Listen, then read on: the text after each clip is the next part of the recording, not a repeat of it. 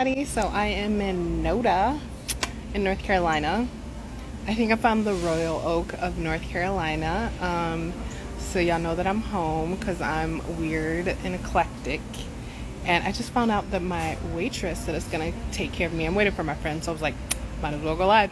My waitress that is gonna take care of me, her name is Coco. I was like, oh my goodness, my stage name is Coco Rose when I do poetry. So I'm in this back patio. It's all artsy and colorful and eclectic. So of course I gotta show you what I'm working with and what it's looking like over here. So yeah, y'all know I'm in heaven. I'm just like messy, colorful, eclectic, artsy. So when the guy brought me in here, I was like, your mission, if you choose to accept it, is to make me fall in love with this place and the food, because that's what I want when I'm traveling. So I'm at the Artisan's Palate in NODA, North Carolina.